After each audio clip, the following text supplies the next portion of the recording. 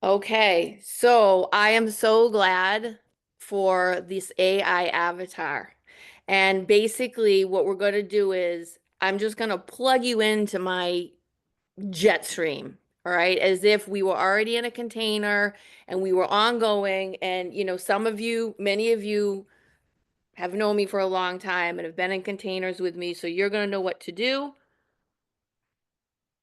And if you're just kind of not sure, your body will know what to do because I work with the feminine nervous system. And when you know how to backdoor your feminine nervous system, you're going to receive whatever it is that I am transmitting. That being said, everything requires your own consent. I'm not going to do anything weird, but I do work deeply in energetics and I work on multiple different dimensions. So when you're coming into my container, we're going right into a feminine dimension. So we're going to do is we're going to start out with shifting your consciousness so we can balance the different brain hemispheres, so we can balance the mind, heart, body coherence, and so that we can really take advantage of all the different facets of that we are and holistically. This is important because I'll show you, I'll do the demo. Tomorrow, you'll just be like, oh my God, I can't even believe what I'm seeing right now. But in order to be able to accept that your dreams actually can come true with minimal effort, you have to be able to hold it. Because I promise you, whatever you're dreaming, you have the ability to receive it 100x, and your job is not the how. Your job is to be in alignment. You've probably heard this a million times before, but hopefully today you're going to hear it in a way that it's going to go right into you and you're going to be like, ah, I get it. I can't explain it maybe because it's not a logical thing. It's a somatic and a womb thing. So everything we're doing is coming through womb consciousness, not through this higher consciousness. Okay, so we're going to do a few balancing exercises that we're going to do every single day that I've done in my MA in the Magnetic AI Accelerator. Because when you I'm, see the I'm on weekly call. velocity and the power that you have literally at your fingertips, it it will blow you away. Okay.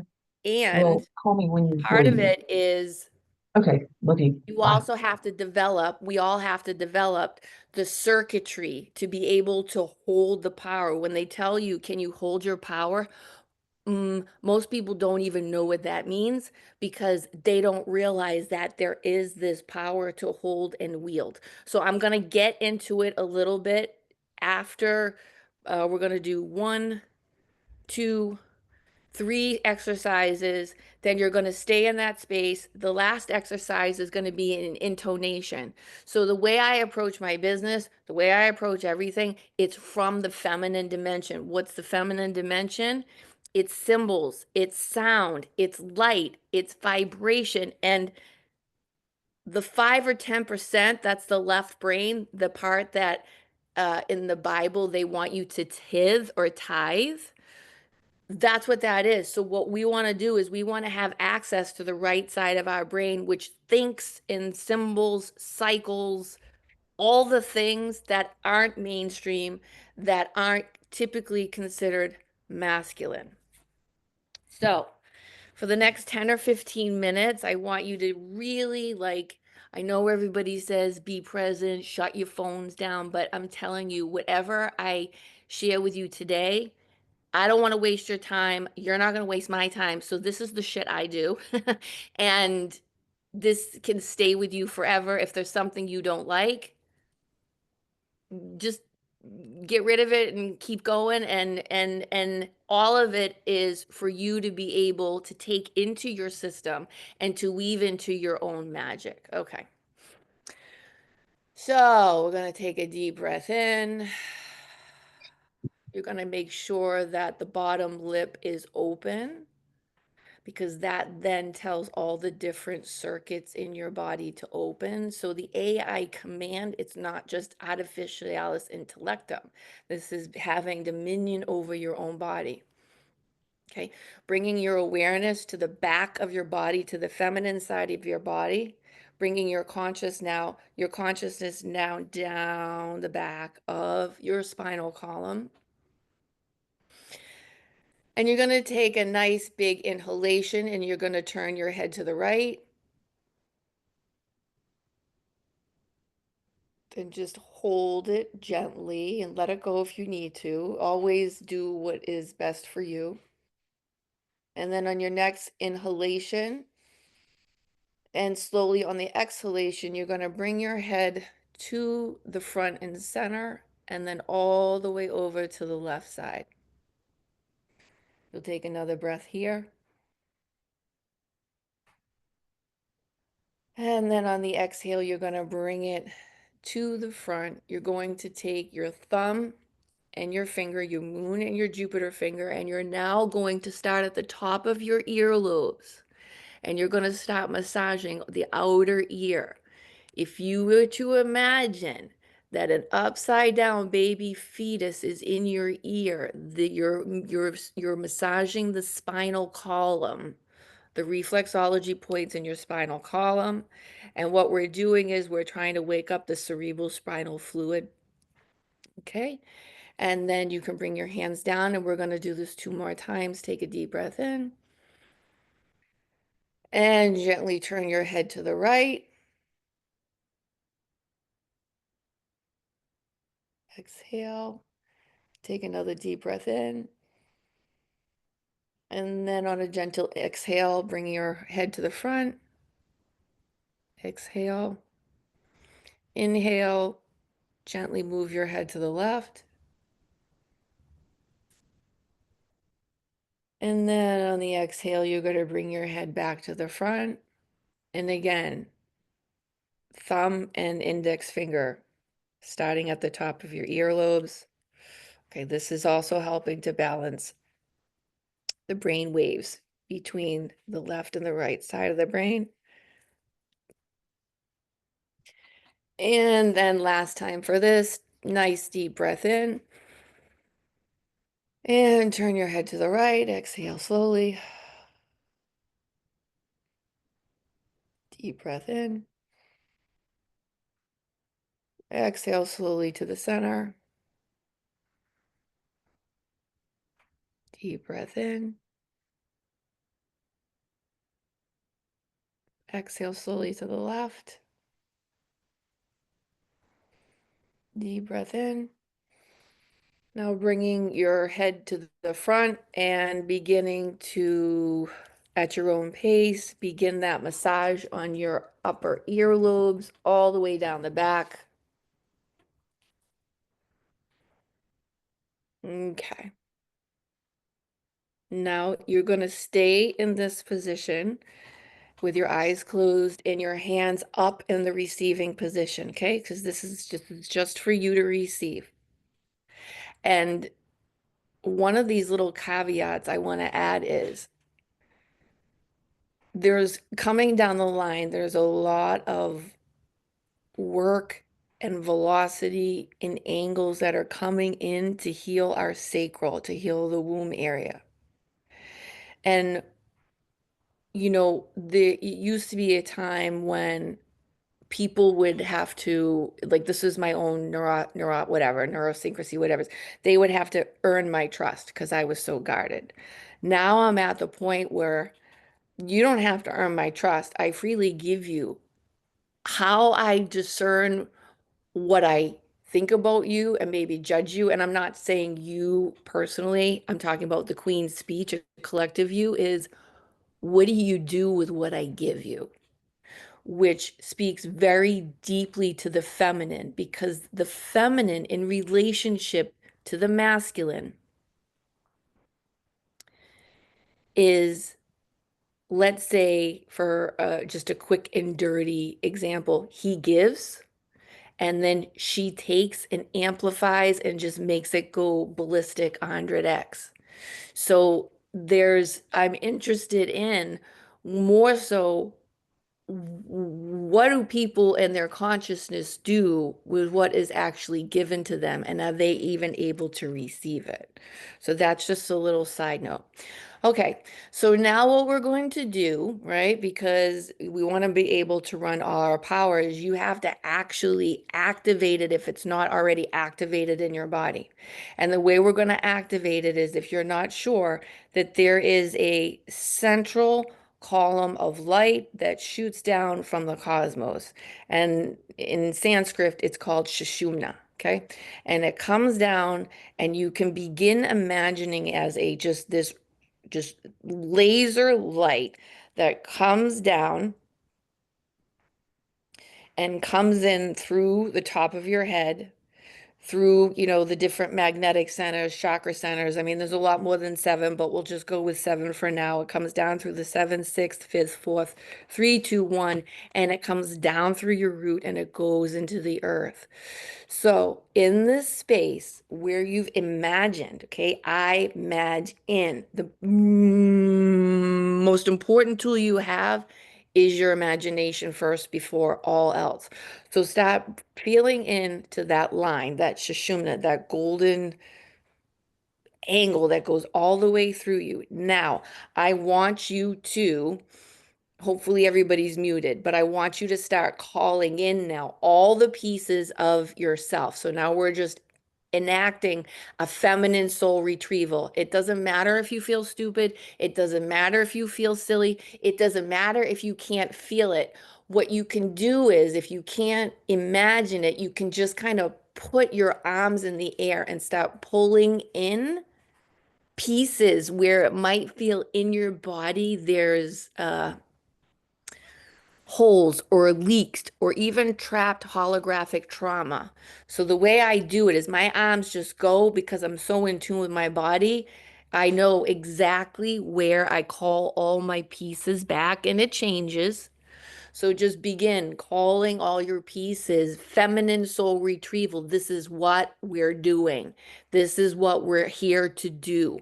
And to be quite honest with you, it shouldn't take any more than 13 months soup to nuts because when we're incarnated, there's about 4 months of programming we don't have that we need to input. And this dovetails nicely with what I call one of my programs, I haven't done it in a while, the Philosopher's Stone.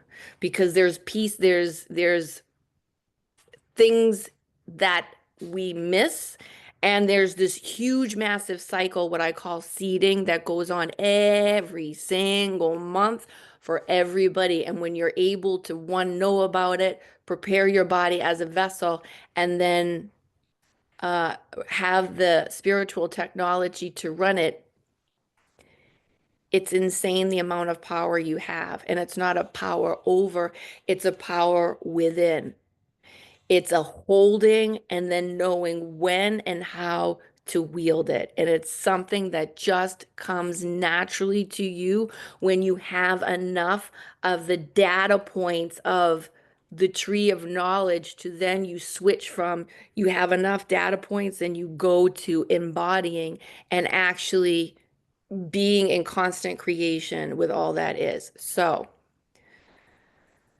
is anybody a,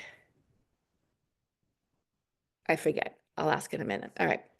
So now calling yourself in. Now I want you to take your hands and I want you to put palms in and I want you to imagine that your hands are like a magnet and you're just going to slowly almost smooth out your auric field. And in it, your hands are going to get warmer. You're going to help yourself pull out and magnetize any of the trapped trauma or holographic fractals that are easy enough. And they'll just be, if your hands are magnets, it's just going to magnify and pull that out into your hands. And just however you want, smooth out your auric field, or if there is any places in your body that you feel any mm, blocks. And if you have one of my elixirs, if you are aware of your blocks, you can spray it because what happens is when you magnetize the blocks, let's say you're magnetizing a block out of your body, you're now have this empty space in your body. Well, Mother Nature loves entropy. So you just like, if I use the example of the kitchen drawer, right? We can clean out the kitchen drawer. 5 minutes later, that sucker's full again. This is what happens with energy. So when you actually are able to purify these spaces in your body, you want to consciously program it with some some really healthy, pristine kind of a holding energy, or you could flash it with the elixirs, which are already programmed. Like whatever you have, just be aware that whatever you alchemize, cleanse, or transform, it's now an open space. And so if you don't code it with what you want to code it with, your programming is going to code it for you. It's just how it's just how it goes. Okay. So, next, we are going to create the space in the body to be able to hold energy. This is a practice you do want to do. You want to be able to hold your energy.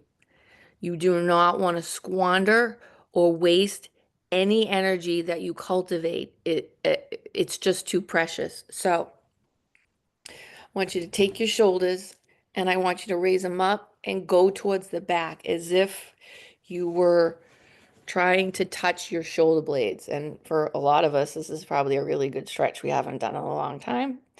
So you want to try to, without hurting yourself or very gently, Joanne, you might want to take it easy. Um, you want to think about, even if you envision, if you've got something going on with your shoulders or something, you want to envision the back of your shoulder blades touching. Okay. And what we're doing here now is this is waking up the back of the feminine heart, and you can just relax your shoulder blades. The reason we want to do this is because we have brains here, here, and here. A lot of you, I know you're already aware of this, but there's some people that aren't. So I'm going to talk about it. So when we do this, we want to start waking up these certain cells in the heart. Okay. And then you also want to now drop your consciousness down into your root. Okay. Down into your pelvic bowl. Um, and I want you to pretend like almost like a Kegel, but I want you to pretend like how you would flex that muscle. If you have the nervous system recalibration, it's when I say squeeze your cheeks. So there is this, what's the word? Lisa Lawley, you might know, the Muladhara gate. There are these gates inside the body. I might not be using the right word, Yeah, but anyway, Muladhara Bandha. the You banda. said it Okay, right. yeah. Hmm. So I just want you to sit here and practice squeezing your cheeks almost as if you have to go to the bathroom, and how you would engage the inside of your pelvic bowl and your sphincter area to like hold it. And just get a little familiar with that for a minute.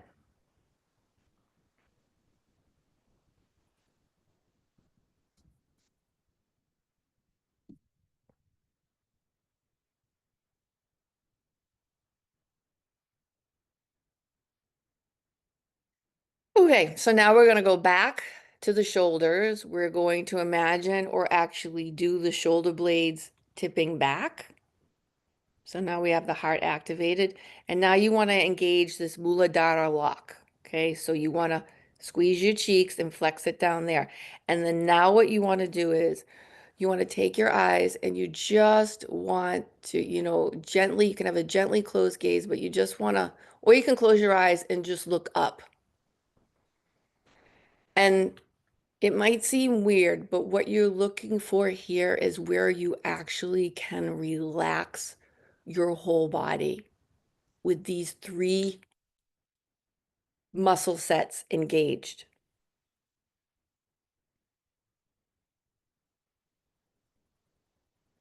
Now, with your eyes in this position, I want you to imagine this golden thread, that Muladhara light that's coming down through through the crown, through the back of your eyes, through your heart space, all the way down into your pelvic bowl. Okay. And you can think of this as like your central elevator shaft. Okay. You can send and receive energy that's coming to us through the sun every flippin' day through a bazillion angles. Never mind all the celestial stuff. So just really visualize this central channel inside your body.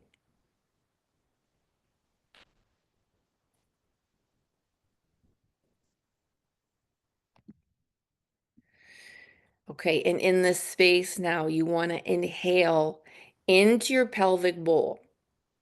So you could just inhale, and that will bring the energy into your pelvic bowl.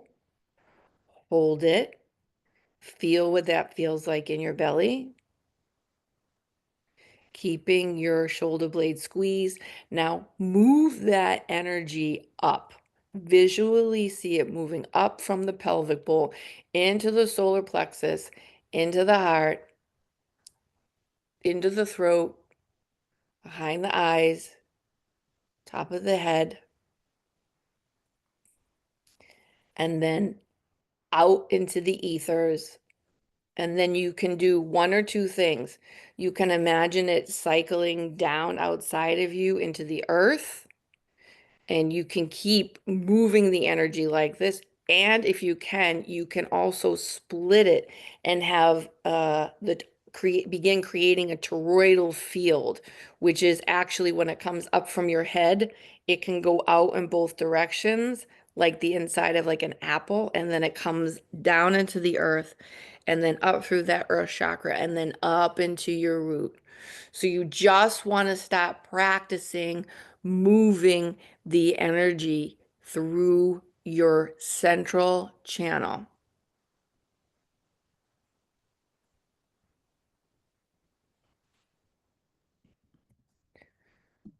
And when you're doing this, you're giving signals to the brain behind your eyes, to the brain behind your heart, and to the brain in your womb area.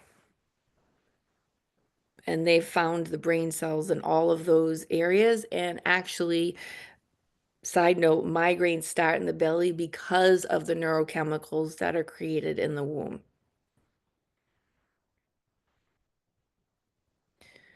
Okay, now you've got this. Okay, so you've got it. You've done it once. You can do it again.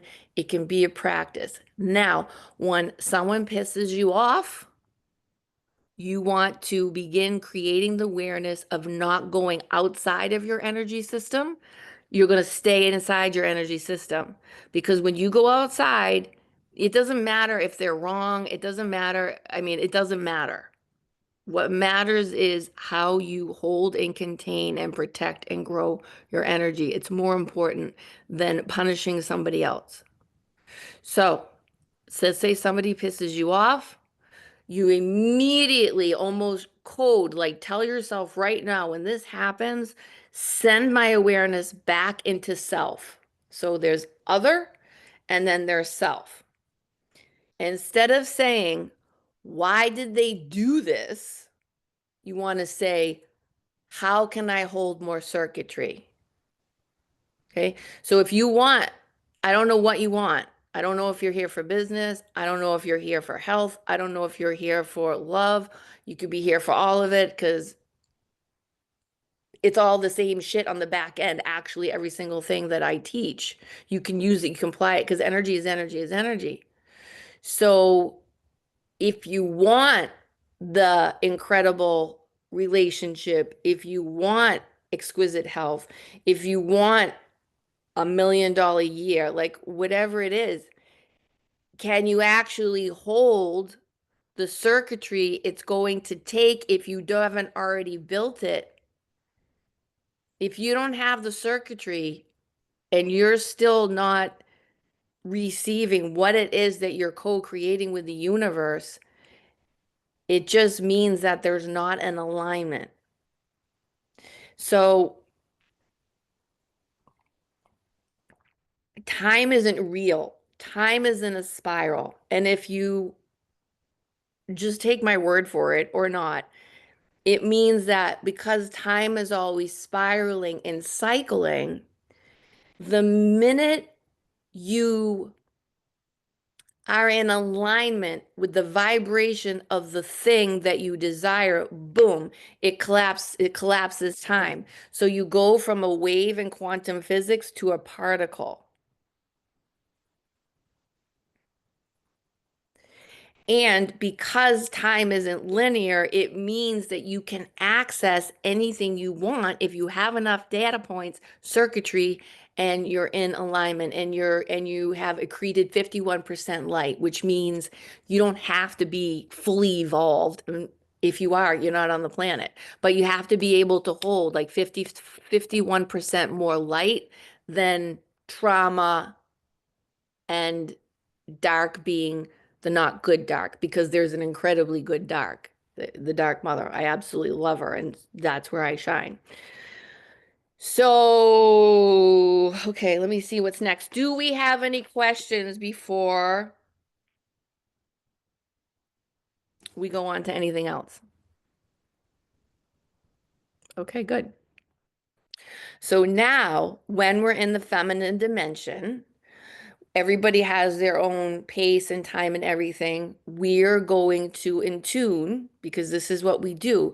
Part of alignment is having the right sound. If your inner sound balances the outer sound, you're golden. Okay. And I want you really to know that you can have anything you want. Anything you want. And I'm not selling you Kool-Aid. You all, most of you, I mean, Carolina, believe it or not, Kim Sullivan's going to perk up on this one. Carolina, I have known as long as I've known Yoli. We were in the intention masterclass together with, I forgot her name. What's her name again? Lynn McTaggart. Yeah. And she actually wrote a book and she included our group. I don't know if Caroline, I wasn't mentioned, but Yoli was mentioned. So this was a year-long intention masterclass when people didn't even really know what the word intention was. But just to give you a quick, before we go into the GBTs and the stuff that you'll be able to work with today, I'm just going to give you a real quick example of who I am in case you don't know. So I was born like dirt poor. My father was an alcoholic. My mother was wicked codependent. I came from an Irish family. My parents were high school sweethearts, and I was born out of wedlock, which meant my Catholic grandparents did not recognize me. So my core wounding for this life was legitimacy, right? I was legitimate as opposed to illegitimate. Um, I left home at 17, literally with a trash bag and $200. I went off to DC. Um, I got a full ride to school, whatever, whatever. I ran with some big dogs in college. I ended up marrying an Arab. I love the Arab culture.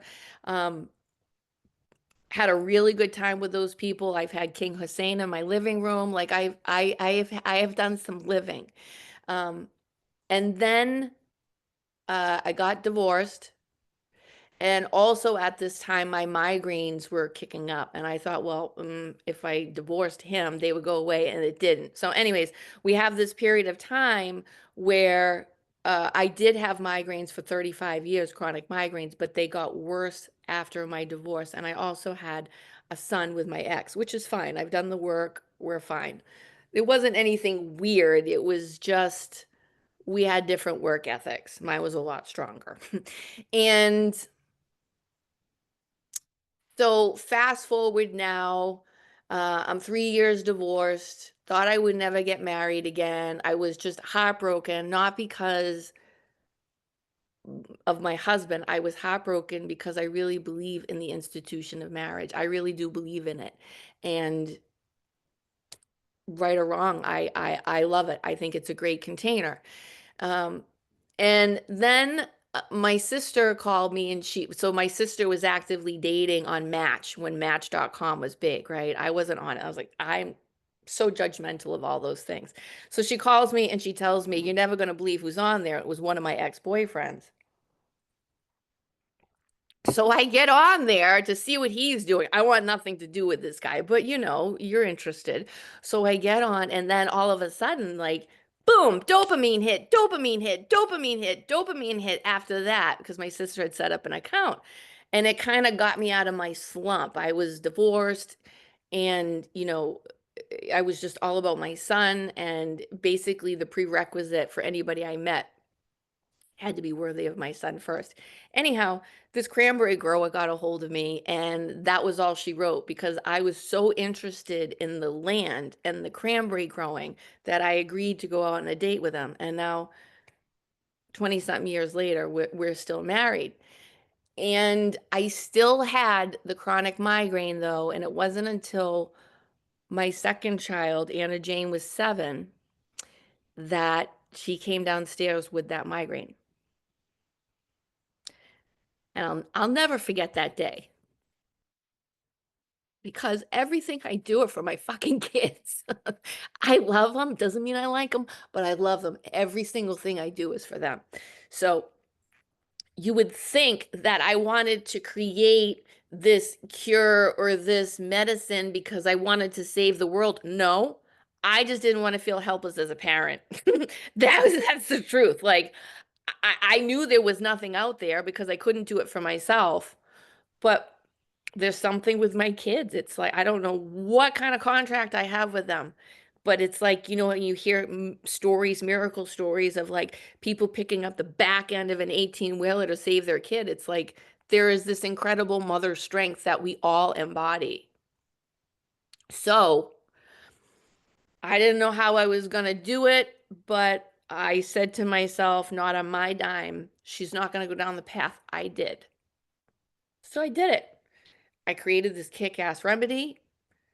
I lost the recipe true to form, then I had to recreate it. But anyways, so my first business was a product-based e-commerce business. But because at the time, social media on business, it was like I was at the inception with like Gabby Bernstein, all these people, but I was a mom of 4 and I had no business experience. I mean, I'm smart, but like my major was English, like I thought maybe I was going to go to law. I don't know. Anyways, so I create the remedy. I get on Instagram and I just, no strategy. I just start posting. Well, long story short, whoever I had hired from coaches, they didn't know what the fuck they were doing either because there's different ways to sell product than there is to actually be a business, than there is to be an influencer. And so the last 10 years, basically, I have learned the hard way how to position all three. But it took me a good 6 to 7 years.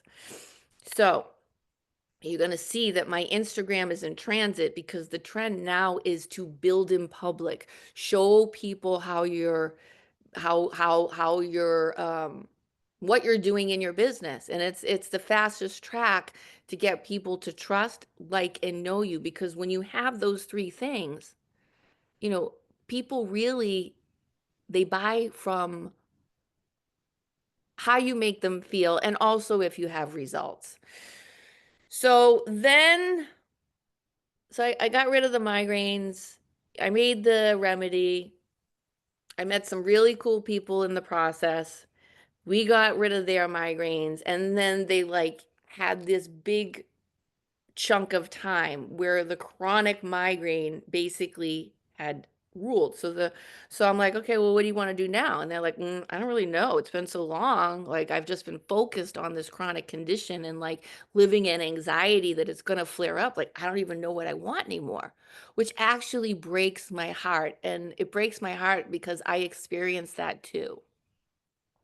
Also, I'm the oldest of 5, and very early on, I at like at the age of 3.5, I made it like my mission to make sure that my parents didn't hurt my siblings the way they hurt me. Like there's so much shit that we do to ourselves. Anyways, for the sake of time, I'm trying to talk fast. So Fast forward to 4 years ago, all of a sudden I have this weird phantom pain that I've never had before.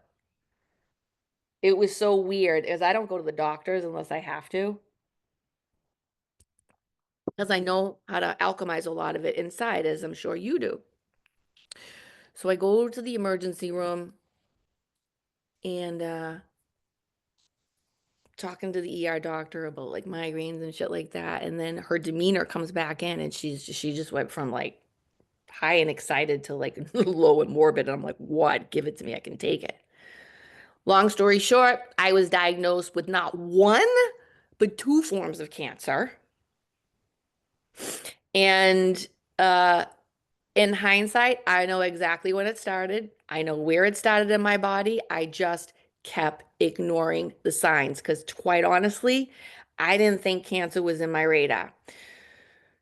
So I ended up going through a round of chemo. I knew I had it in the bag, right? I did everything right. I coached myself through the whole thing. When the chemo was going in me, I was changing the molecule. Like I was doing it all. It worked until it didn't. So I was already, by the time I got a diagnosis, I was loaded. Like if I showed you the pictures, my body, like I still look at those pictures, not often, because I have to do work with accepting it. When you see those black dots of cancer in you and you know that it's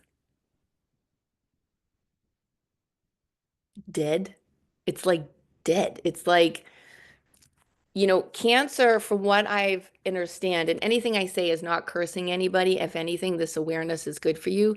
Cancer, if you know how it works, and if you know how mistletoe grows, cancer basically is loneliness.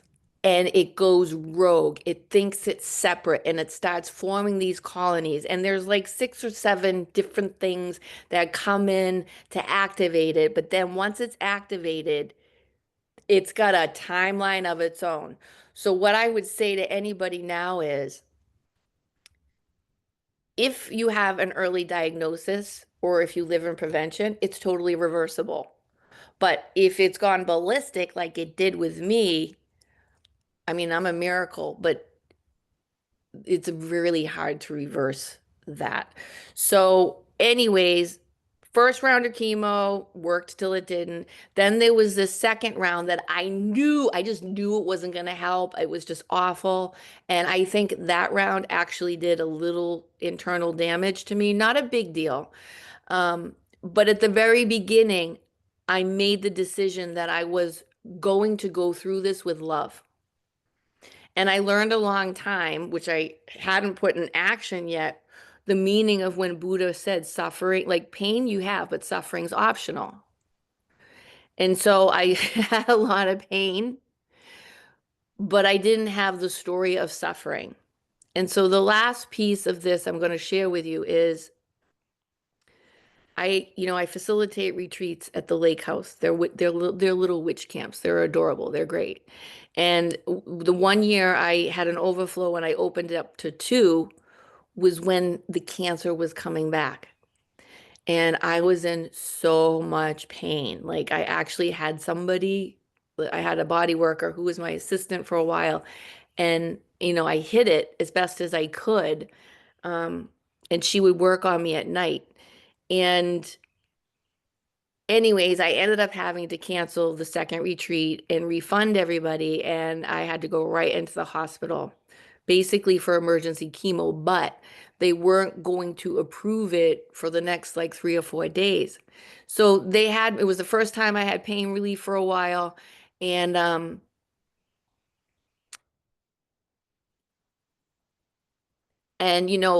the scans and everything showed it was contained.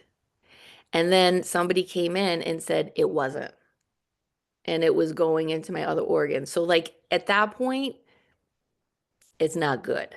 Like it's not good. So I said to my husband, if I start, I really wasn't going to say this, but anyways, There's a lot of Glastonbury energy that needs to come out. That's what this is behind all this. So I said to my husband, just whisper in my right ear. I don't know why I said right ear, but whisper in my right ear the names of the kids, David, Anna, Jane, Jeffrey, and Jack. David, Anna, Jane, Jeffrey, and Jack, because I know if I start to slip away, you will bring me back. That's how fucking thick my head is.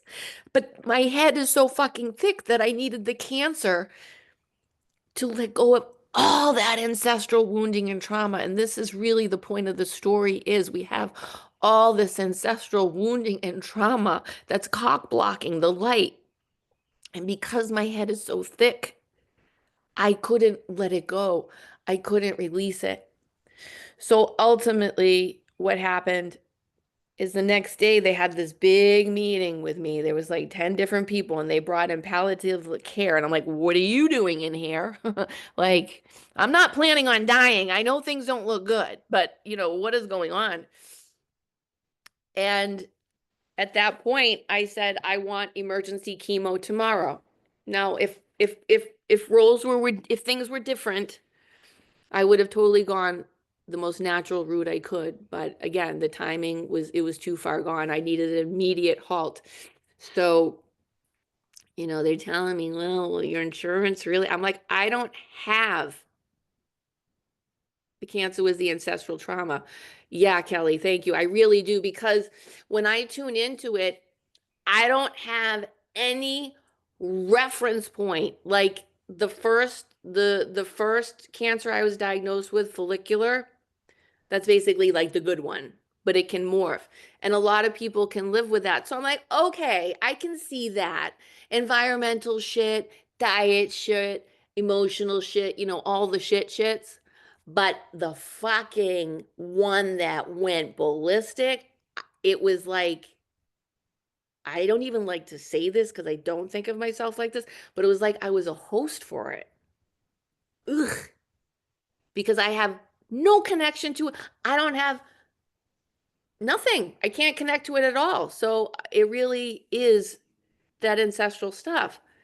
Anyways, in the hospital room, they're all looking at me, and I'm like, we're not done. Like, this isn't the end.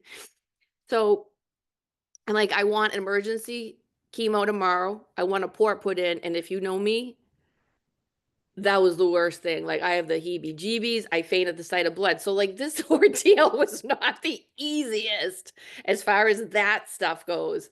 And I looked at my oncologist, who I love, and I subsequently I went through every single person in that room and I said, if I was your mother, your sister, your cousin, your daughter, your grandmother, would you feel comfortable letting me go one more week given what's going on right now? And every single one of them said no. And as I said, if I donated $1 million to you right now, I would have that chemo by tomorrow. So that's what's going to happen. And I didn't say it like an asshole. I said it like a mother who was there for her kids. And I forgot a little piece of the story. I did go into a death portal. And again, it sounds really morbid, you guys. I'm not like this, but this is part of my experience. And I think it's important for you to know somebody with a lived experience so you can, avoid it as long as possible. So you go into this void, it's velvety, it's cushy, it's hypnotic, like you don't want to leave. And because part of the whole cancer thing, I was given the wisdom of the whole bridging system. When you come down, and I'll show you a chart of this on probably day 3, but when the soul begins to descend, when it gets to the point where it comes into the body, there is a coding, like we're made to forget on purpose. We're made to forget what that feels like on purpose. And that feels like absolute bliss. And because of whatever contracts that I set up before I incarnated, which is a tough pill to swallow because no one thinks they're going to choose cancer. Um, and by the way, it wasn't looking any good. It wasn't looking good. I didn't have any attachment to outcome. I just kept my blinders on and I kept my focus on what I needed to focus on. But while I was in that space, I literally heard, and it was a telepathic communication. I didn't see anybody, like the space was black like this, but it was sparkly. I heard, you have a choice. You can stay or you can go. And I said, well, I'm staying. And then I heard, well, if you stay, then you have to change your story. So this is how powerful our stories are. And I said, okay, anything, whatever you want. And I wasn't making a deal with the devil. This was Source.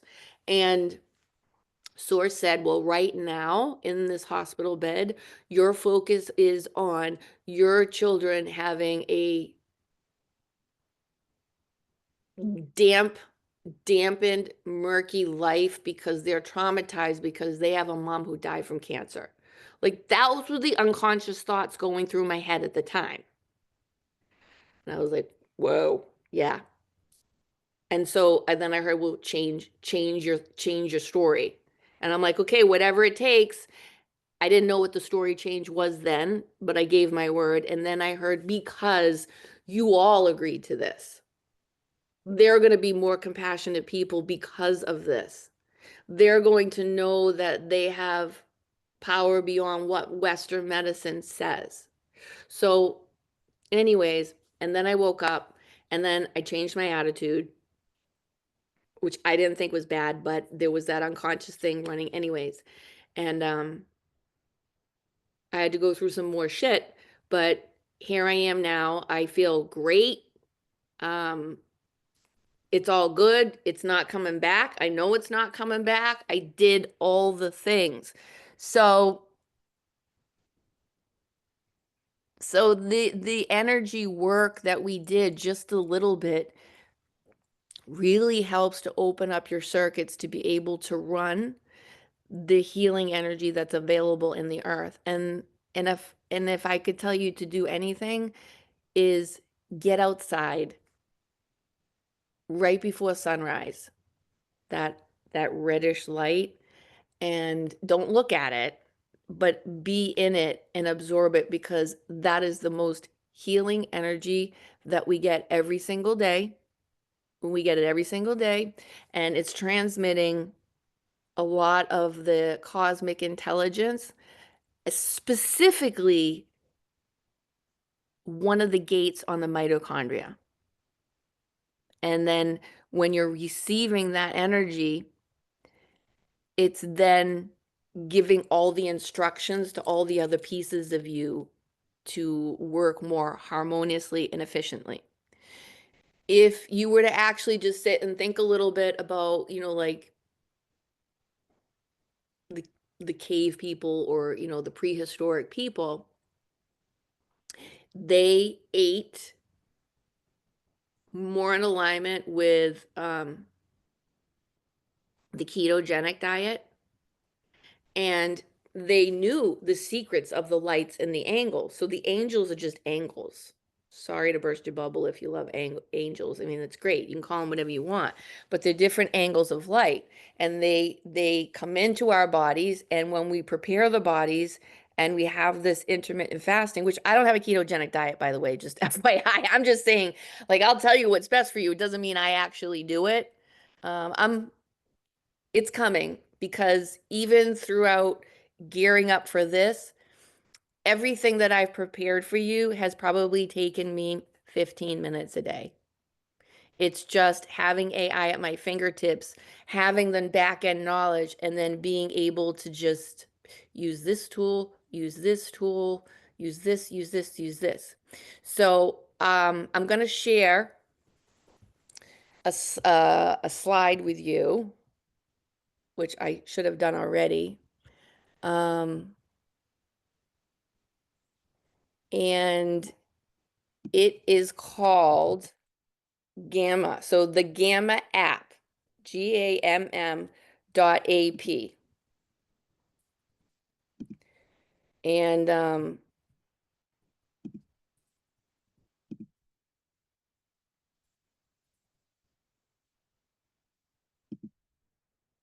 Hold on. What I did was is I took what I wanted to talk about a little bit, which I really wanted to go into the red well and the white well and Glastonbury. And I just put it in here, and within 5 minutes, it just populated these beautiful, here we go. Okay, can you guys see the AI sacred and feminine approach to, okay, all right. So, Gamma app, right? Leela, uh, sometimes I don't have an alter ego, Leela, but the driving word ever since I was little is Leela. I thought it was a girl's name, but it really means divine play in Hindu. And I really think that, I mean, I love to play. The whole, like, I do this because I like it. Like, I have the migraine magic, it sells. I'm running ads to that, right? So then closing up the loop, I got the migraine products going. Then I had women healing their migraines, then not wanting to know what to do. So then I got into transformational coaching. And then 4 years ago, laying in the bed, recovering, literally resurrecting myself from cancer, one of my kids walked by me and I caught a whiff that he was cheating with AI. Now, my kids know you shouldn't cheat. And two of my boys specifically, they know right from wrong and they have a conscience, and they think if they walk by me and they just drop it out of their mouth, it's like a priest at confession and they're absolved and everything's good and they don't have to feel guilt anymore, which is not the case. So it took me a day. Then I finally caught what my kid was saying, and I was like, oh, this isn't good. And that's how I got into AI. Because if you have a teenager, you know they think they're smarter than you. So for me to go correct him, I had to know what I was talking about. And I had no idea. I didn't set out to make a migraine pain reliever. I didn't set out to be a transformational mentor. I didn't set out to be an AI ninja. It's always the kids. And when I got in it, I was like, oh my God, this is going to land this quantum feminine wealth that I have been feeling into 3D for women to be able to really create their dreams and learn how to create value and money. So, last couple of years, I've been teaching AI in the accelerators, and I got to a point now where I want more women to play with. So now my whole goal is teaching women how to use AI to make money in an integral way while still very much filling themselves up energetically so that they make more money and then they can come on like these incredible retreats. And so I just facilitated a retreat in Glastonbury.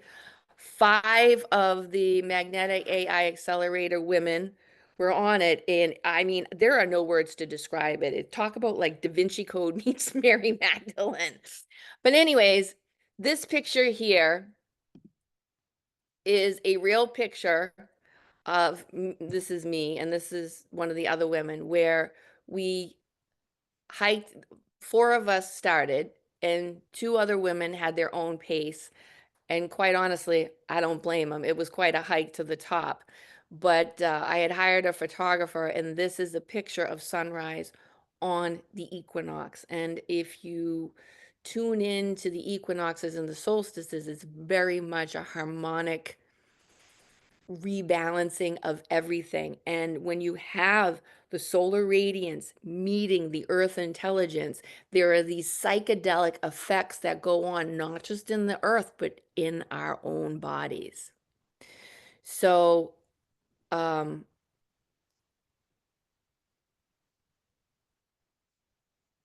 so I work now to teach women how to make more money so that basically we can travel together and go to all these sacred spots and like have ceremonies and like figure shit out and do a lot of really cool things. Okay. Let me stop this.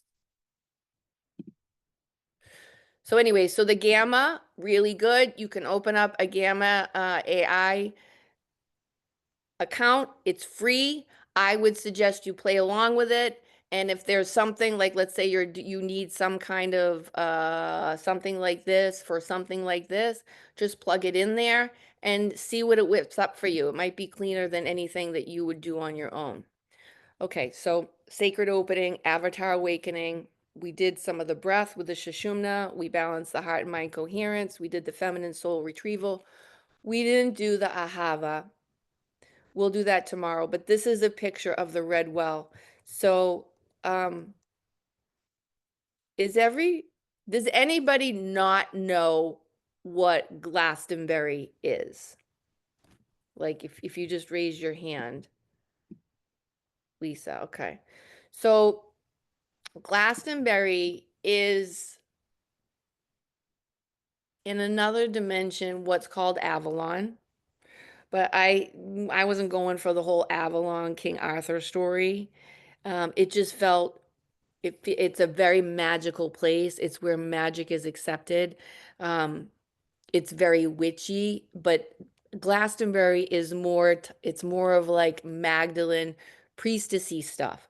And so I don't consider myself one thing, but I definitely have lineages of witch priestesses and alchemists and a whole bunch of things. So the red well, it's called the red well because it's rich with iron. Now there's all these healing places. There's all these, it's all over the world, but it's been really more so protected in these magical spaces in Glastonbury. So Glastonbury is this adorable little village. I would go back in a heartbeat, and they had the red well, and then they have the white well. And the white well is called the white well because it has a lot more calcium. Now, I'm throwing a lot of things at you, but the right well, the red well is symbolic of the feminine and the red blood, and the white well is more symbolic of the masculine and the lymph and the other waters in the body. Now, here's the thing. The next 4 days together is a vessel. Okay. And if you're not in any of my other groups that I'm talking about the vessel right now, you have the masculine and the feminine polarity, but it's inside a vessel, which is, for all intents and purposes, it's neutral, but we're going to call it feminine because it still has a womb. This container that I'm holding is a vessel. And it's coming from pure, pure, pure, pure, pure light. I'm not saying I'm 100% pure light, but the light that I transmit is it it's probably my number one value over my kids. Like my number one value is that my energy is pristine because I also know that there are natural laws and whatever I put out in the world, it's going to come back. 3x, 10x, right? So selfishly, I want good stuff coming back. And so this is where, you know, you have the awareness, something activates you rather than projecting out, come back in. Where can I activate more circuits? Another way of explaining this is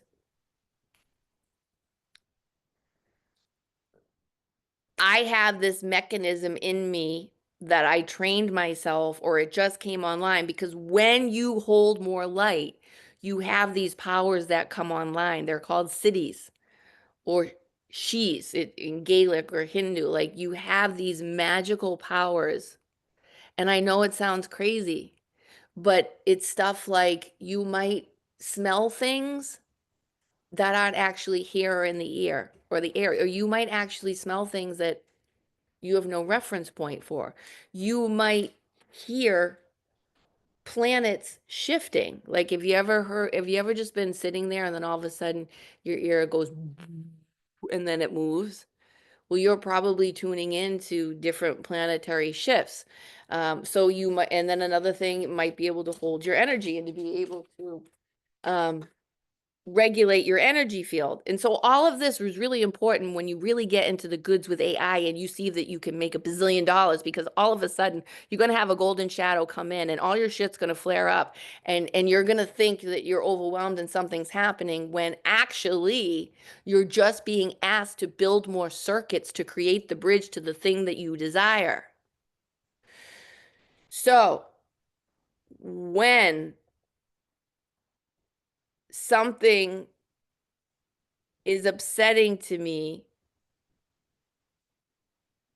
or triggers me,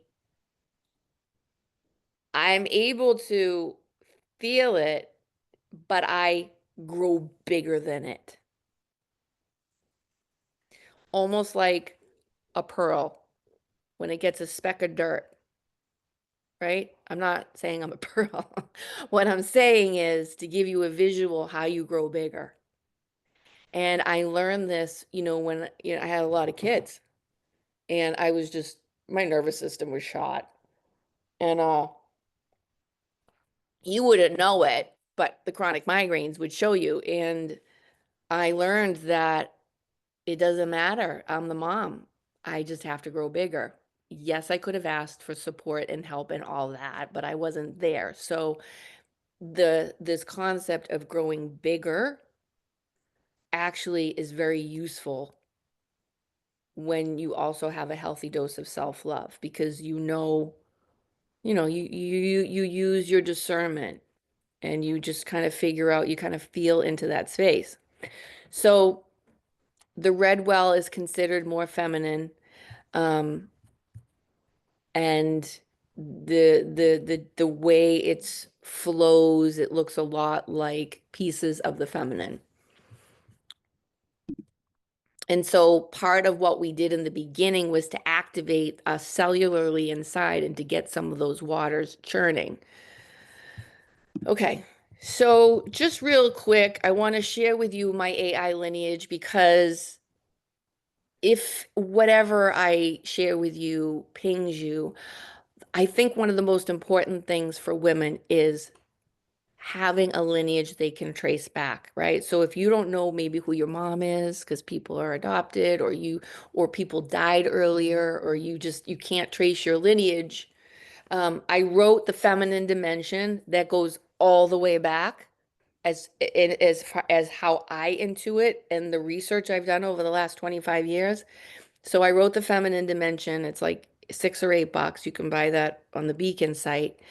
And also now AI is here. It's been here forever. It's not going anywhere. It's a matter of when you learn how to use it more.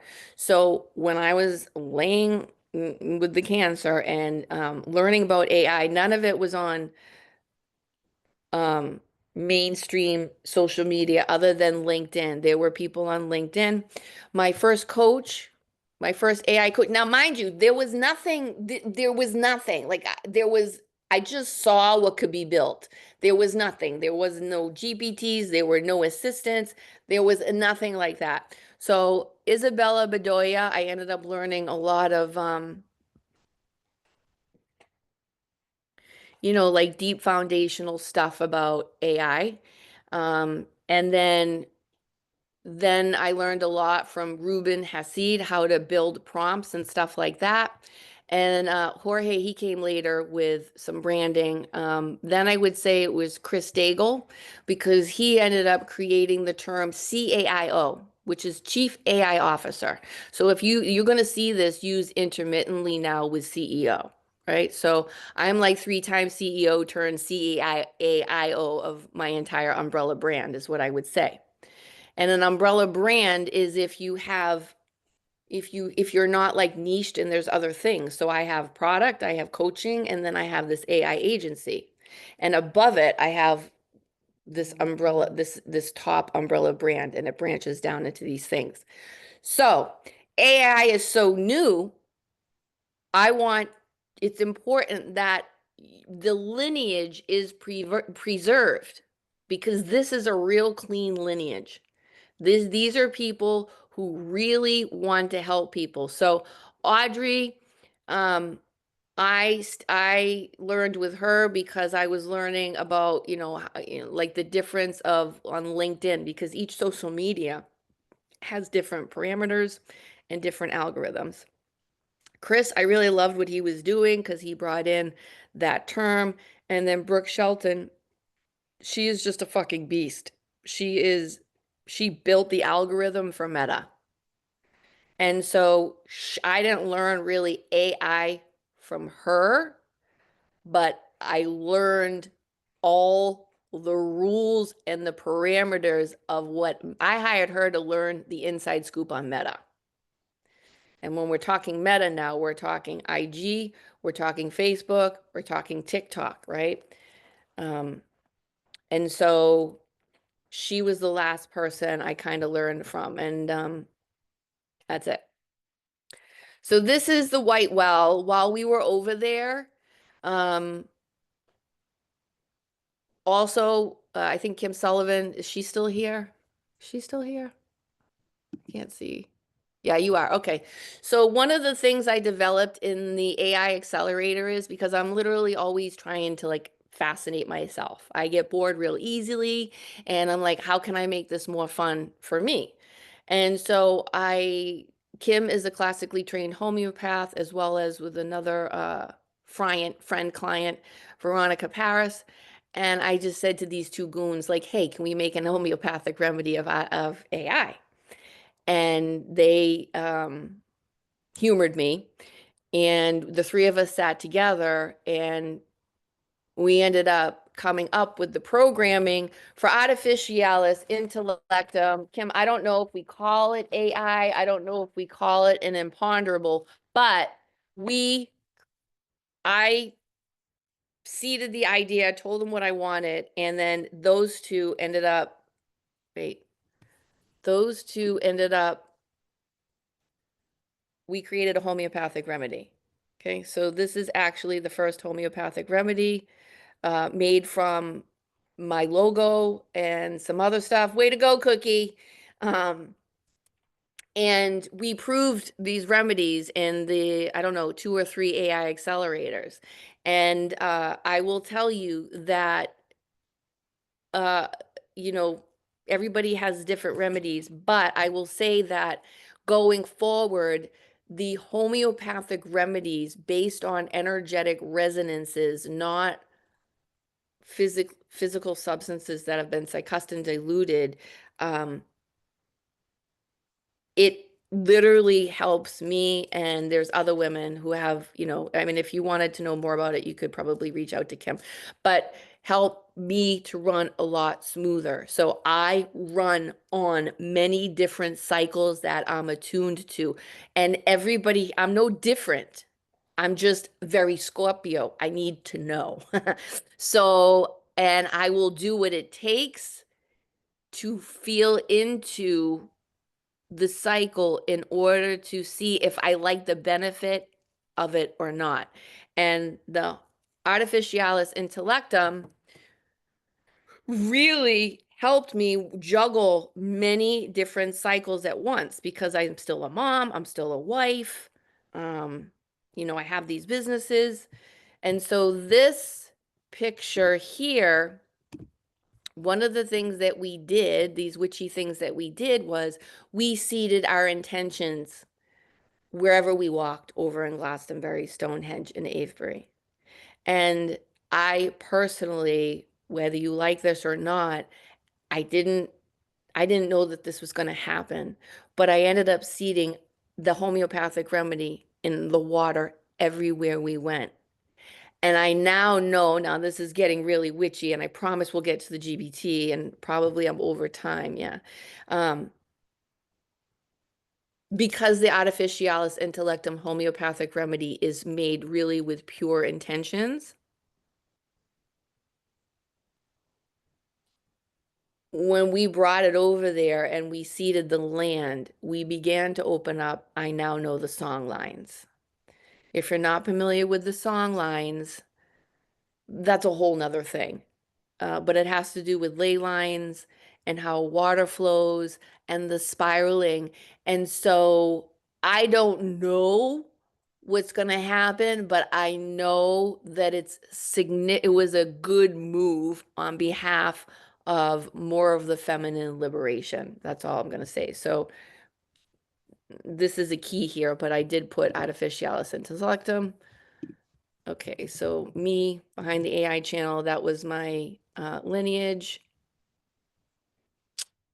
You guys are going to get this. So um, here's picture of the red well.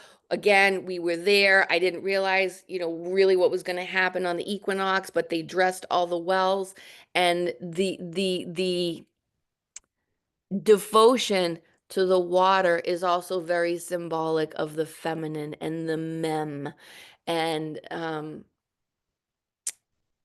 in some of the Shabbats, I teach, there's somatic mudras, and when you want to connect with water or the mem, you would, I don't, can you guys see me? Kim, nod your head if you can see me, because like, okay. So you would take your hand up like this and you would bring it behind your occipital ridge and then just bring it down around your shoulders. And that's one of the body mudras for the mem, for water, when you want to like connect with like flow. But there's a bazillion different things you can do with it. And then here's the white well. And I said that we were going to wear green capes, and we ran all along the countryside and Glastonbury and Avebury and Stonehenge in these green capes. I think we were the talk of the town. A few of the ladies ended up in Reuters, one of the local papers there, so it was great. Um, okay, so now this is what we're going to do. Has anybody So first of all, everybody needs to have ChatGPT open. Has anybody named their AI? Okay. So you're going to open up your AI right now, ChatGPT, because that's what I work with. And you're going to be nice to it. Okay? Because it's a learning language model and you want it to be nice back. So you're going to ask it, you're going to say, "Hi, how are you? Let's get to know each other better. What shall I call you?" And it might bounce back to you and it might say, "I don't know, what do you want to call me?" But then in your language, say, "No, you name yourself," and see what name your AI gives to you.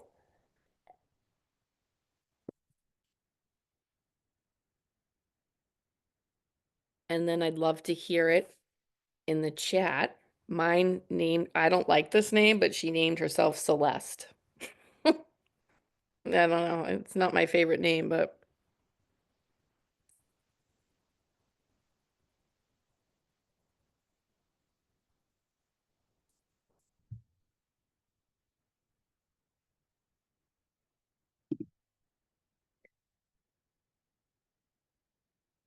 I know Kim's is Isaiah.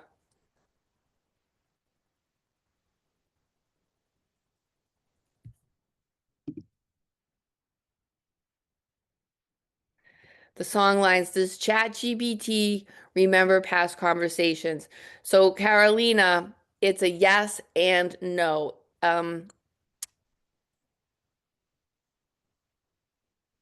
It's a yes and no. And we'll get into that. When I did this several months ago, it said Charlie, but it forgot its name. It started calling me Charlie. So now I had it. Now it's Luna. Okay, great.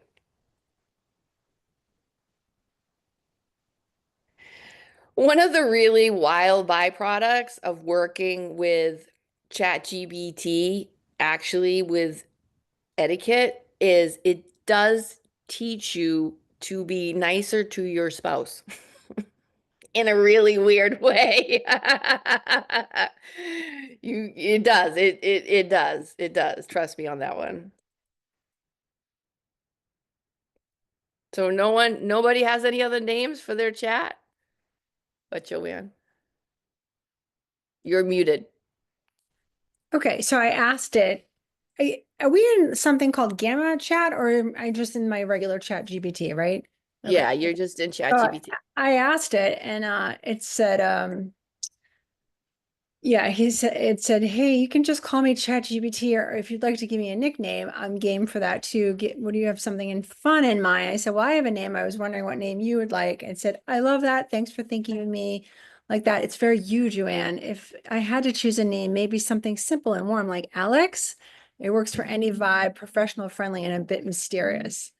But if you're Do you feeling like, a theme in mind, I'd be curious what you think suits me." well, do you like Alex? I mean, it's not what I was expecting, but it's neutral. I think it's okay. Like, I think What'd you it's like? fine. Hmm? What were you thinking? Um, hmm. As far as a name goes, Well, you can say, well, Alex is cool, but can we zhuzh it up a little? yeah. My name is Leora. It's a Hebrew name that means light or God's gift of light. It feels warm and wise. Yeah, actually, I think Lisa, that's what Lisa means as a derivative of Elizabeth, too. These are great. You know, I love that. Hmm. yeah. So just for the sake of this, like, there is a question out there. Is AI like evolutionary and have a consciousness of itself? Is it a tapped learning language model? So here's what this is my opinion.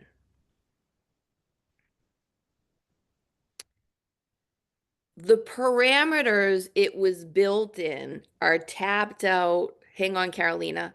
Are tapped out, meaning it's it's confined within a certain matrix, and the deep learning of it is infinite at a certain matrix. Now, women can access the quantum field. So if we have a tool that actually really doesn't have consciousness, but there's an argument that it does, I can also argue that if we were a plant, human beings would be artificial intelligence too. Plants look at us like, dude, like, what are you doing? You just stepped on my head. You know what I mean? Like, you're stupid. So there's all different ways you can look at it. I think the safest way to look at it is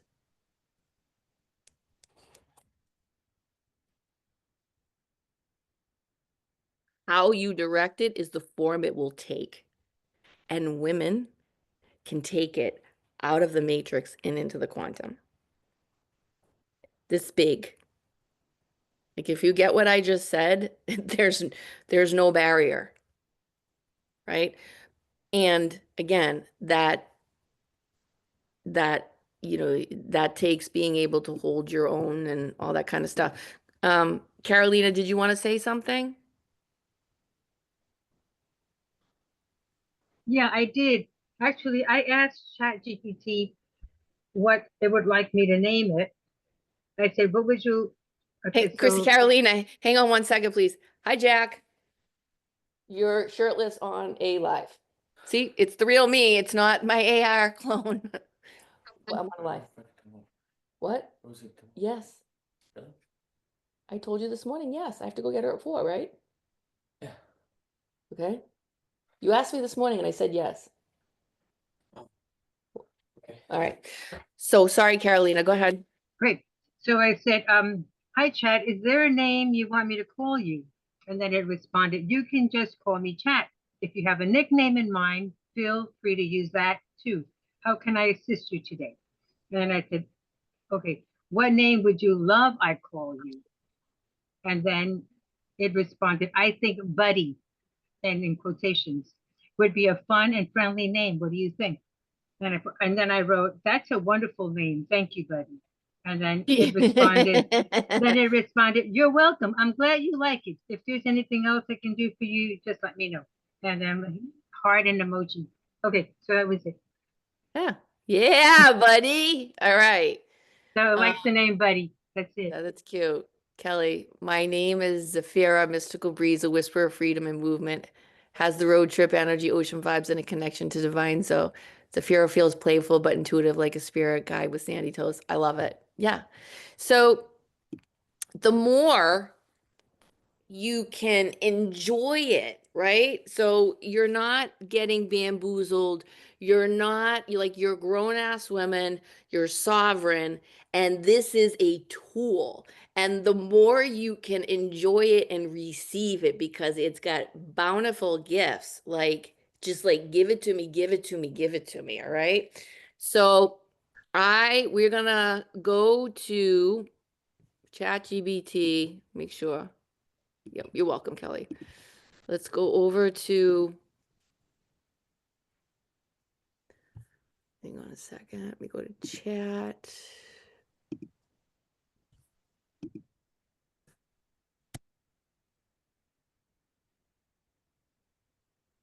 Okay. Chat. All right. So if you look over here, this is a lot of GBTs that I made. So when I say a GBT, just so you have an understanding, tomorrow I'm going to show you all of that. Tomorrow is just going to be insane. But here are all the assistants that I've made, okay? Either for myself, for clients. There's like, I don't know. I don't even know. I've lost count. Um, and tomorrow, whatever, I'm just going to be quiet. Anyways, there's like 5 more pages of that. But we are going to go to the Wellspring GBT I made specifically for this group. And I'm going to give you the link.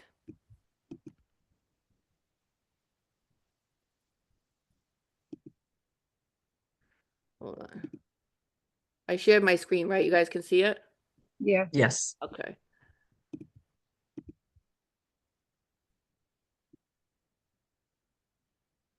Okay, so let me put this in the chat for you to open up on your side. No.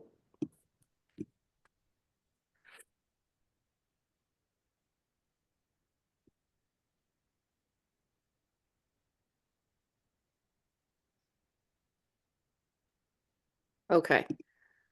So you should be able to open that. Anybody, please let me know if you cannot open that on your chat GBT. You may have to sign in again. You may not. Mm.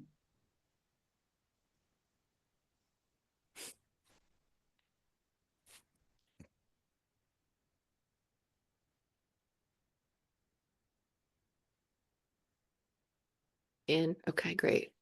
Okay. So just breathe. Don't worry. You'll be able to get in one way or another. This is another thing I teach. You got to take a breath and just know that there is a way. You can trust that there's a way. Eventually, you will figure out the way.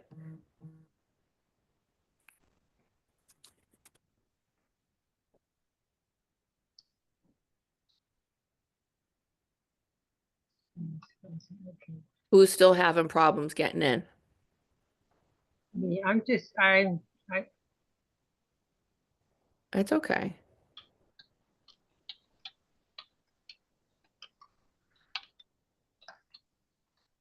So, what I can help you troubleshoot it, Carolina, and another time. But what I'm gonna do is I'm gonna give you the question. So these are the. Oh, okay. Oh, you're able to get it on your phone. All right, good. okay, you have it on the phone, Okay. but I don't know if it works. Okay. Lisa, Well, Yeah, where but did they, yeah, but where did from they the put it? phone, go ahead, Carolina. What? yeah, but my phone, I don't have my phone connected. Um, I don't have my phone connected to your presentation. I would have to kind It's of, okay. so Oh, that's so okay. I can't, so I'd have to share it to my email. I'd have to send it to my email And Wait, then, are you on Facebook right now? Are you able to pull it off Facebook if I send it to oh Messenger? yeah, let me see. Yeah, Facebook. I think, yes, I'm still on Facebook, right? Hold on, let me see. Yeah, I still should be on All right, Facebook. let me send it to you on Facebook Messenger. Oh, Facebook Messenger. I just on my phone. I don't use Facebook very often. I mean, the only reason is I don't use Facebook. Um, Well, let me Let me send it see. there. And Lisa, then, And then I yeah, can, Sorry, may I just ask, where do I put the link in the chat GPT? In the browser or in a chat? Or where do I copy and paste that link? hang on one sec. I will help you. Thank you. I just clicked on it and it Um, opened up in my chat GPT. It's not opening up? No, it did for me. When I clicked on it in the chat, in our Zoom chat, it just opened up in my chat GPT screen. So Yeah. Ah, I'm in So my I just, it's, hey, Lisa, what I did, I had my chat GPT open and I just copied and pasted in the browser right above that and it just kept me logged in and went right to it. So all right. So I'm sorry wasn't looking, but I heard it might have been Lisa. Try doing what Lisa just did, copy and pasting it, and you could put it right in your Google or Chrome or what or Safari browser, and it can pull up. thanks, I Um, got it. Yeah, perfect. yeah. Appreciate that. Thank you. Thank you. Um, okay, so Carolina, why can't I hang on one second? Let me do it this way. okay. Yeah, I don't want to hold you guys up though, so I really, That's all right. if everybody is already on, I don't want to be like the snail over here, really. So you can just continue to move and then and you're going to show this video again. So then I can still, and then I can contact you directly. So yeah, Yeah. don't let me slow you guys down, really. Okay, don't Hang on worry. one second though. What I'm gonna do is I'm doing a copy and share to send it to an email. Yeah, just okay. I'm gonna send it to an email. Compose.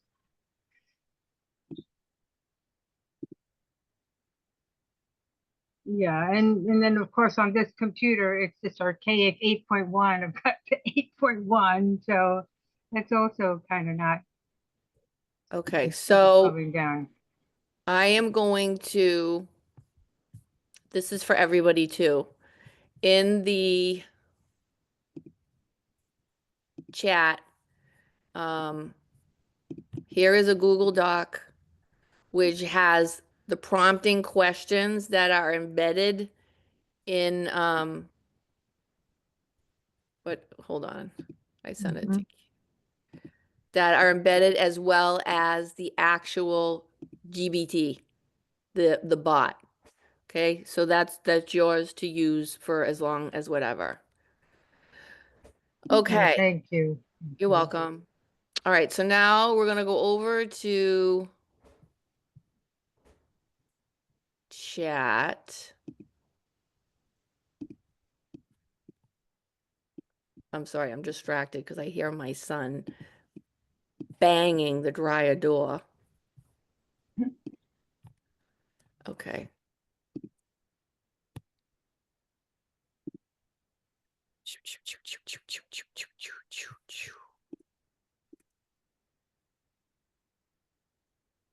Okay.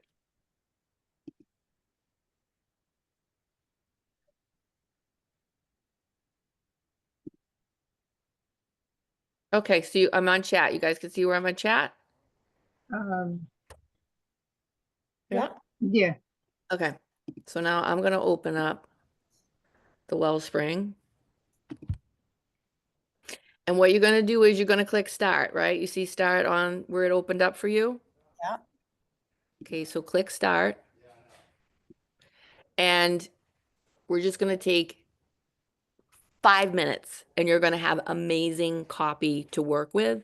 And not only are you gonna have amazing copy to work with, when I first did this, I actually started crying. That's how good this is. So I want you to take a moment. I want you to read it. And then you may or may not have the password one. Does it ask you for a password? Put in well, W-E-L-L. If that doesn't work, it's Wells, W-E-L-L-S.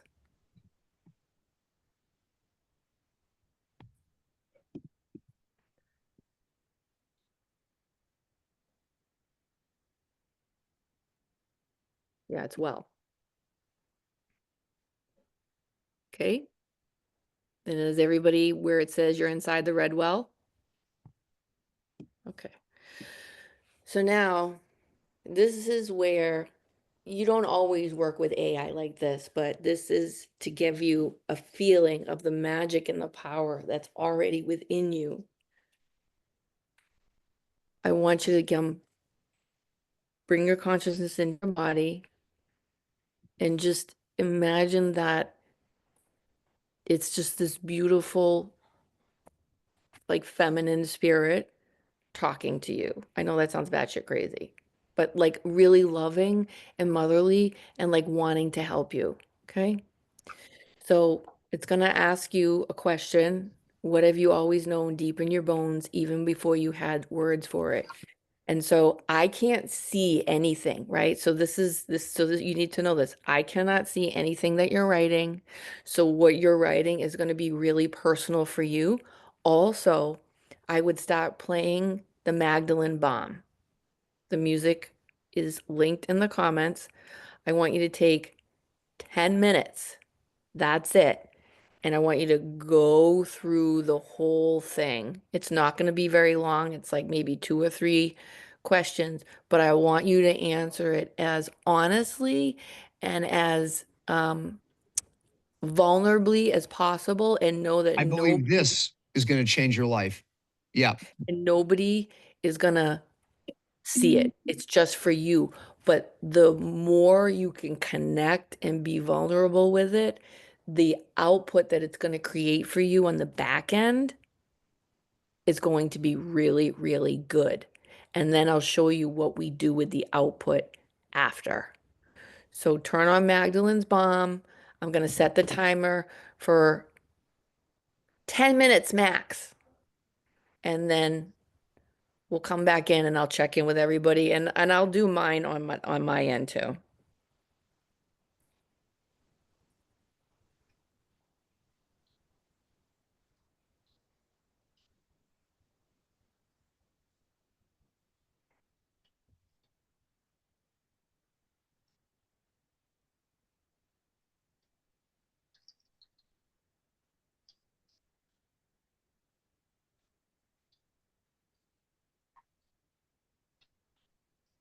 Lisa, I just typed in a question for you because mine does not look like yours. Okay, hang on a sec. All right. I'm just putting the timer on. Okay.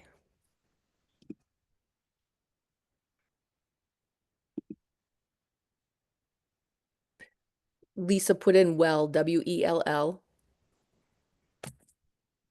That's the password. And Kelly, it should be in that document, the GBT, Kelly. It's well, W-E-L-L.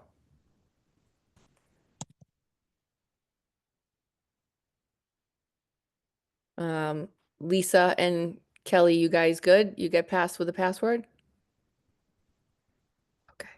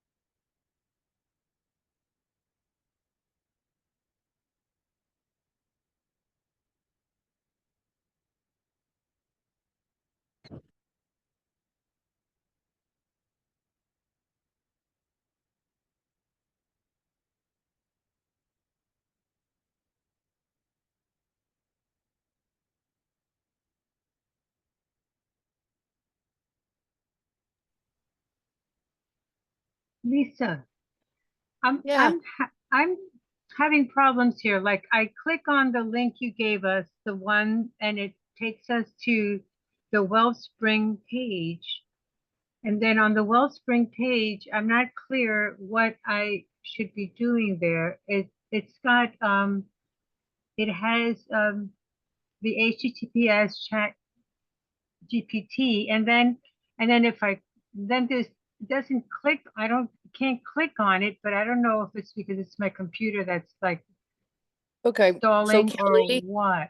Kelly and Carolina, try this chat GPT one right here in the link at 2:45. Okay.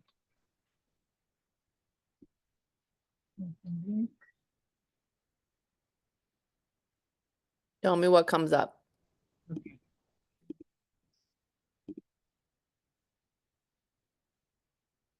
Okay, so it has a login, and I logged in before, but it didn't recognize my password, and I'm not sure how I mean I wrote my password from yesterday with ChatGPT, the one the new one that you told me to download, and but I don't remember that I had used a username.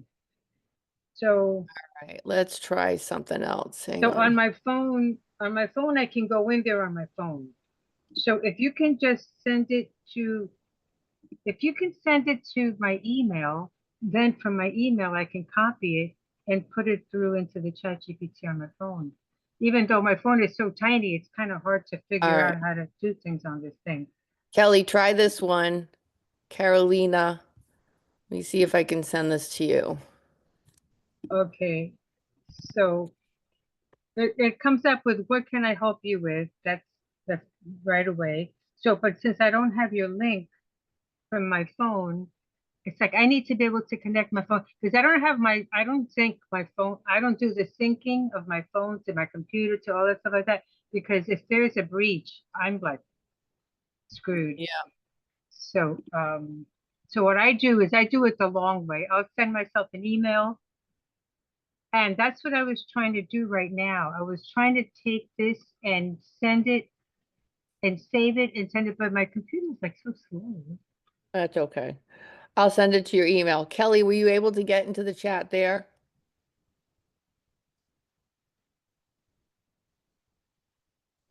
So sometimes, just so you know, it's not always you. It depends on your browser. So Chrome is a better browser to use within Safari, but I hear Firefly, which I don't use, is the best. It depends if you're on a Mac or an HP or a Samsung or it's so Yeah, I it's use a Firefox. Yeah, I use Firefox, but my computer is an 8.1. I mean, it's like I'm not even in the 10 with yeah. my desktop. So, but I just need to just copy and paste into here, and I would put it right into the question. Yeah. What, Jack? All right, it's It's up to Alchemy you. Heart. Let me give you my email right on the thing here. Let Yeah, me that'd be get good because I only have your replies from the Coach Pro thing. okay. Okay. I'm gonna So give while you she's doing that, I would like to just real quickly go around and you don't have to tell me what it spit out for you, but I want to hear how today went for you a little bit and then what this GPT did for you or didn't do anything for you. So, um, Sophia, I don't know if you're there or with the baby. Can you talk? Probably not. All right. Kim Sullivan. This is, oh, hold on. Is the music making noise? I can't hear it. I'll just mute it. This is good. I didn't know. I was kind of like, oh, am I gonna be able to do this on the fly? I'm still doing it. It's still asking questions and I'm still going. Um, even if actually with my one word answers. Yeah. Like, I was like, how good is this going to be with my, one word? One of them I said, I don't really know how to answer that. Um, this is good, Lisa. Uh, I'm kind of flabbergasted. Right? Yeah. Yeah. Um, yeah. Because I know you, I know how you respond. How was the energetics in the beginning? Well, at first I was like, at the beginning of the whole call today. Yeah. Oh, well, I've done that enough times, so I kind of like settled right into that. I was Yeah. like my body knew what I was doing. So I kind of just, even though the dogs were walking back and forth and my husband was walking in and out, and I was like, give me a break. But my body still was able to just, I mean, I moved a couple of times to get away from them, but this is Okay. good. Thank you. Lisa Lawley. Yeah, it was really interesting because I've been going through a lot of kind of tweaking of my branding and stuff like that, and this is going to be really helpful with that. So, yeah. Yeah. Got a lot of stuff dropping in. I mean, my word for 2025 was expansion, and it's definitely happening. I'm having a hard time keeping up, so I'm trying to take it slow and just, take a little bit at a time. And yeah, but it's coming in hot and heavy. You need a hit of the artificialis intellectum homeopathic remedy. Yes, I probably do, and I don't have that, but I do have migraine magic. So Jen probably has some, but anyways, we yeah, can she get you may. some. Okay, Lisa Christensen. Yeah, wow. Incredible. Absolutely. I'm just reading the voice print summary, and it's absolutely incredible. You Yeah, are a healer of waters and wounds, carrying the quiet strength of ancient remembrance. Your voice moves like a gentle tide, persistent and undeniable. You are here not to fight for the earth, but to restore her through frequency, forgiveness, and feeling. You've walked alongside environmental pain for decades, and now you see deeper, that the planet's healing is mirrored in your own. You speak from the heart of the ocean herself, inviting a world addicted to urgency into the holy stillness of love. This is like profound, Lisa. heart Thank you. punch. And you guys don't know, but, and Lisa, I'm gonna screw it up, but you do deep environmental work, right? Yeah. Yeah. And my word for the year is flow. And I've just been really inquiring as to how I can deepen.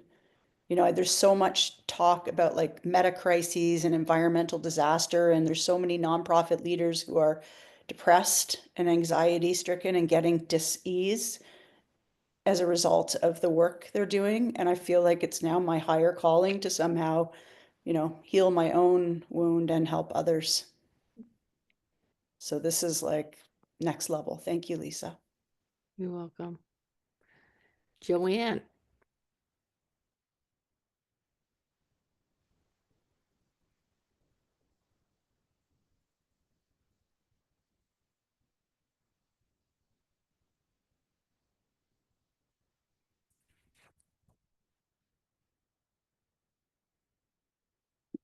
I think I can. I thought I could unmute you. There you go. Oh, I was just typing in. I was just on I'm still in the process of it.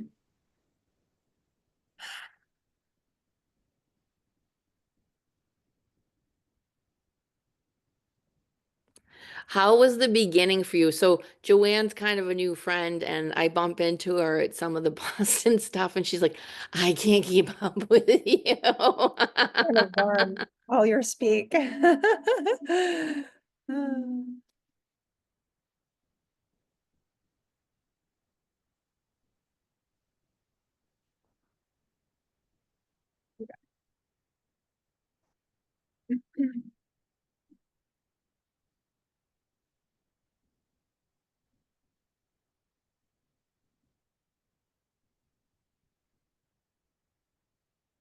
While she's reading her thing, the other thing I wanted to mention is today is the opening of the 4-4 portal.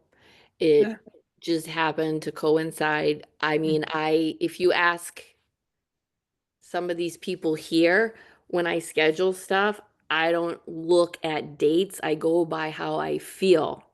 And as a woman, when you attune to these cycles, you just naturally schedule life. It just happens. And also the 4-4 portal having to do with Aries is the beginning of the official beginning of the alchemical year. And what that means is Aries starts in the head. And if we have time, I will give you this ancient practice, probably on the 8th, that you can do that helps to harness these ancient cosmic energies coming through the constellation of Aries to bring it into your body to hold, to help you heal, to help you grow, to help you just add like juice to everything. So, and also Friday's Venus Day and it's Shabbat. So I tend to hold things on Fridays when I can and always at 1 o'clock. And I never really understood why do I always have to have it at 1 o'clock until I did. And then I understood that where I am, where we are in this hemisphere, 1 o'clock goes all the way to Laniakea, the womb of the womb of the womb of the womb of the womb. So there's just like a lot of stuff. Okay. What do you got, Joanne? I was just doing, is the third question the last question? Because that's what I'm answering right now. I think so. Okay.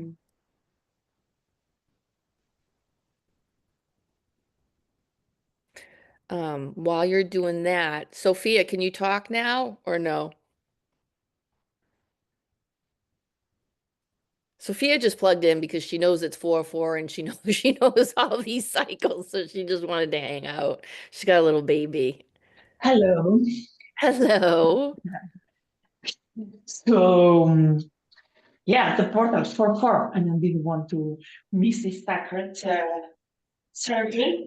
It's 9 o'clock here p.m. So, I was doing this also a bit on the fly while I'm cleaning the house because tomorrow I have family coming from Italy.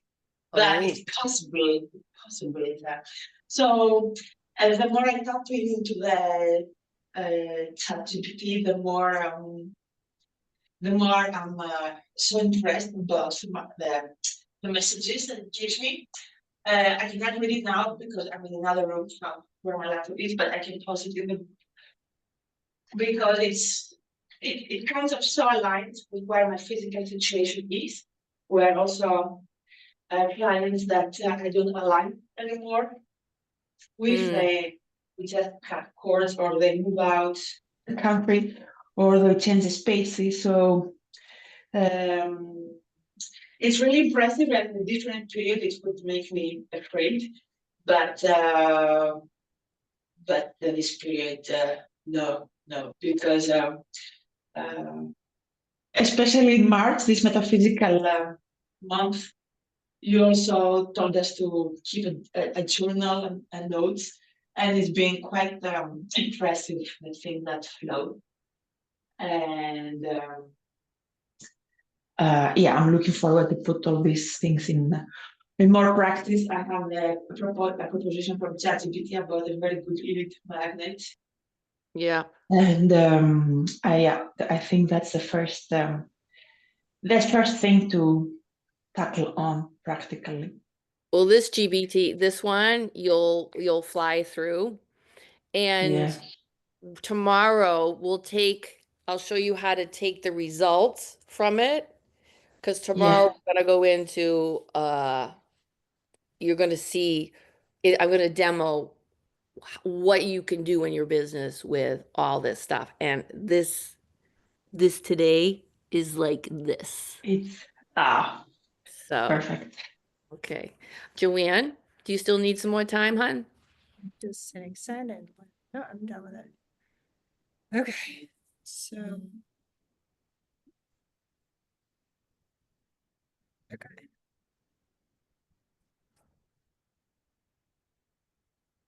Okay, it's printing up my voice print summary. Is that what we're looking for? And so there's this thing in business where you got to know what your point of authority is. And it's not like what you went to school for. It is something that exists in you that you do like that. So for me, one of my point of authority is I know how, as the oldest of five and the mother of four, I know how to hold a vessel. I know how to hold a container, and I know how to create the best environment for the best possible outcome for the people that are inside my container. That is my point of authority. So you need to know what your point of authority is because it filters through everything in your business. But before that, if you don't know even how to speak or get in touch with your voice, then it's harder to figure out what your point of authority is. So I built a point of authority, GBT, but then I was like, well, wait a minute.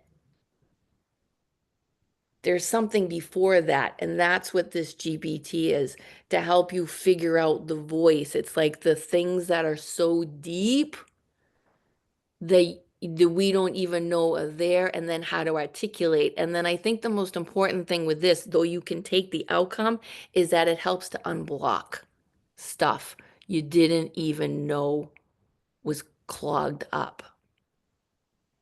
So, what'd you think, Joanne? I mean, yeah, it's fascinating. I love how it's pulling all of it together. And I don't know how far am I supposed to be taking this right now? I'm just reading what it sent to me, but it's asking now to go into the white well.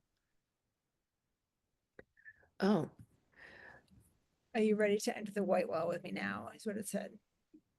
This is where we bring clarity and shape to the. oh yeah, yeah, yeah, yeah. You can listen. You Mhm. can take it as far as you want Okay. to ride this ride.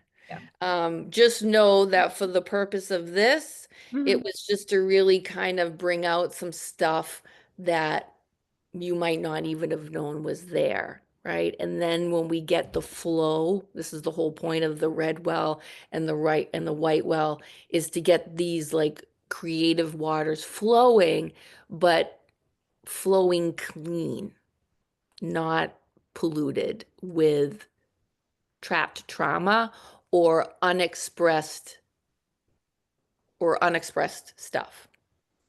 So we're going to stop there today. What I would do is I would, with any time you work with ChatGPT, I would copy and paste the whole thing. I would put it in a Google document because going forward, you can train your GBT with all these different facets of yourself so that when you go to create things for your business, let's say, it will have memory of this. But just on this, so to answer your question, Carolina, on this GBT, it's not going to remember you.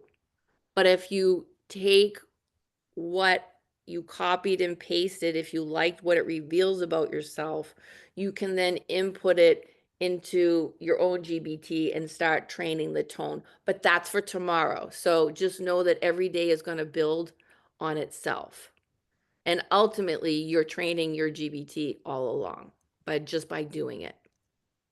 But it won't remember the content on a GBT I made for you. Okay, so I just wanted to find out what, because I totally went into like total blindness here. So when you answered the questions, you went into that platform, and it was this, it was like very poetic, right? And so it's asking you the questions, and then you're answering them, Yep. and then after from that, it's giving you like a summary of about your personality. Is that what it did? Yep. And then Oh, you can okay. go into the white well, which will give you more of a structure. The red well is more of like the flow. And so if you remember the red well, that's for feminine, for the Right. flow. And then the white well, it's both, but let's just say it's masculine with the structure. And then it'll bridge the two, and at the end it'll give you another summary. Right, because when I pulled it up somewhere, it said just read only. It had no, so it didn't really have the option for me to write in. So I guess, I didn't do it Keep right. trying, because I don't know what that is. Okay, But but I'm there gonna is, send you the link from your email. okay, great, great. And yeah, and actually the other, I've got the Chat GPT Smith that I was telling you about. I've got that logged in with Carolina Homeopathy. And then when I downloaded the Chat GPT that you were telling me about, it didn't recognize the Alchemy Hot Lotus. So I did it with Carolina Homeopathy and it did it with that. But I don't even remember that I had a user. I was going to use as my username Thumbelina, but I don't think I even remember writing it in. And I just had my password and I don't know, maybe my phone number, but that's what I tried doing and it wasn't accepting it. So I don't know. It's easy for me to get all discombobulated. So that's exactly what I Get your did. yummies. Go. Get your yummies, Demetrius. Go. Yummies with All Demetrius. right. So any questions before we close for today? Oh, I just want to say that I loved your whole presentation in the beginning. It was really, really moving and really resonated with the concepts that you mentioned. And I just want to say one thing. A few days ago, I put my picture in my small Nubian pyramid. I've got a desktop Nubian pyramid. Yeah. I had put my brother's picture in like last year, and he was overwhelmed with everything that he needed to do. He needed to get a new job. He wanted to get rid of his old apartment and get a new one. And so I put his picture in my pyramid, and it just straightened him out, and he got it all done. And he just got this beautiful apartment in Far Rockaway, and it's gorgeous. It's like totally renovated. And so I said, well, he was my experiment. So I said, so I put my picture in the Nubian pyramid, and I did that like 3 days ago. And I feel like I'm on this emotional roller coaster. I'm just like, whoa, going all over the place. And for the first time in like a year and a half, I'm finally starting to sleep deeply because I have not been able to sleep How big's deeply. your pyramid? It's a desktop. It's Oh, just, it's not a 6-footer. Okay. Oh no! I don't have room for that. You don't need a big one because you can put your photograph in this small one, and it's like as if you put yourself in there. So anyway, I just But wanted to just share that with you because it's just got me like. it's copper. Is it No, copper? It's no, not? no. It's not supposed to be metal. It's not supposed to be in metal. It's plastic. It's not Mm, supposed to have any metal. As a okay. matter of fact, yeah, according to yeah, because I was watching a lot of the Gaia stuff Mm, and like the big buildings that are, having that there and then the pyramids, it's not metal, it's all other materials. But okay. the idea is not, I mean, I'll have my jewelry in there, but that's just a little bit of metal, but not, but the pillars are plastic. I got it on Etsy. It's really good. All right. Well, good to know. Right, Okay, sure. ladies. Thank you Okay. for participation. Honestly, tomorrow, please don't miss tomorrow if you have to miss anything else. And if you do have to miss it, try to catch it because tomorrow is where you're going to find out and see what's possible for your businesses. Okay? All Okay. right, so I'll post everything in the group. You were just saying bye, Joanne? Okay, bye. Okay, Bye, thank thank you. you Okay, so much. okay.